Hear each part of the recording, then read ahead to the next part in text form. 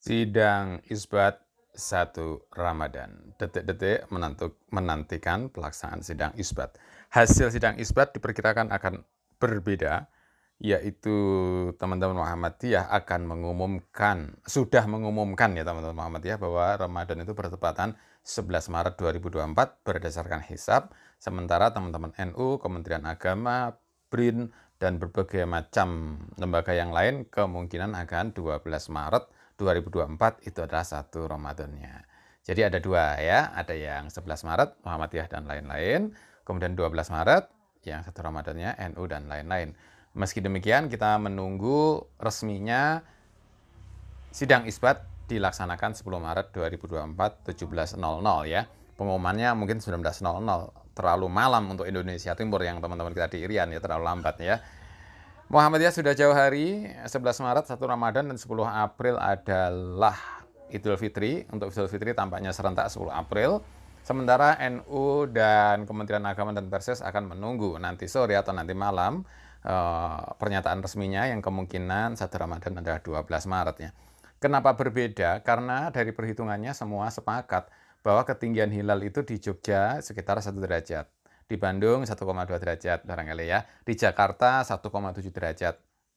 Di Aceh barangkali 2 derajat gitu ya. Nah, tinggi antara 1 derajat dan 2 derajat memang itu bisa ditafsirkan menjadi 1 Ramadannya 11 Maret. Atau bisa juga 12 Maret ya. Kriterianya berbeda-beda. Kenapa tidak dibuat serentak saja? Nah, karena ini adalah problem interpretasi atau tafsir ya. Masing-masing punya tafsir. Bagaimana kalau disatukan oleh hasil ru'yat hilal? Nah, ru'yat hilal juga interpretasinya teman-teman Muhammadiyah, ru'yat hilal itu adalah melalui sain. Jadi secara sain, secara hisab, sudah 1 derajat lebih, maka sudah 1 Ramadan 11 Maret. Nah, teman-teman NU dan lain-lain bahwa ru'yat itu harus melihat dengan teleskop dengan mata. Karena di bawah 3 derajat, maka belum bisa kelihatan, tidak mungkin terlihat. Kalau ada yang melihat pun, bagi sidang isbat, karena ketinggian masih di bawah 3 derajat, maka kesaksian yang melihat hilal itu ditolak. Jadi hampir bisa dipastikan 12 Maret bagi teman-teman yang ikut sidang isbat. Nah, saya rekomendasikan ini penetapan Idul Fitri atau Ramadan itu 21 hari lebih awal, sehingga teman-teman kita di Indonesia Timur, Indonesia Tengah gitu ya, Makassar, Maluku, Irian ya, Papua itu biar bisa persiapan dengan baik gitu ya.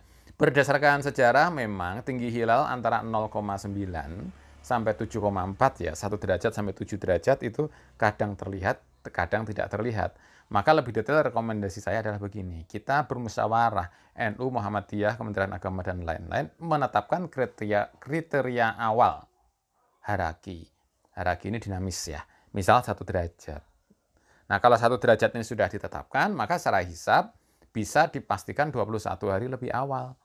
Jadi kayak sekarang karena sudah 1 derajat lebih, 21 hari lebih awal itu sudah diumumkan bahwa misalnya Ramadan itu dimulai 11 Maret karena sudah 1 derajat lebih. Nah, berikutnya poin ketiga, tetap dilaksanakan ru'yat empiris. Jadi tidak cukup dengan perhitungan saja ru'yat empiris. Nah, ru'yat empiris ini tidak bisa membatalkan 11 Maret.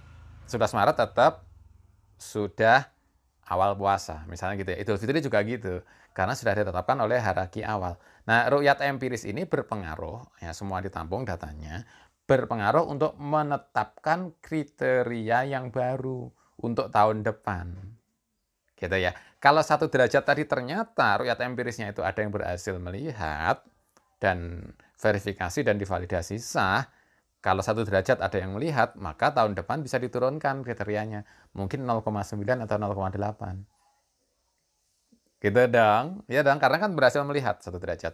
Kalau 1 derajat gagal, nggak ada yang bisa melihat, maka tahun depan misalnya naik jadi 1,2 derajat, atau 1,5 derajat, atau bahkan 2 derajat.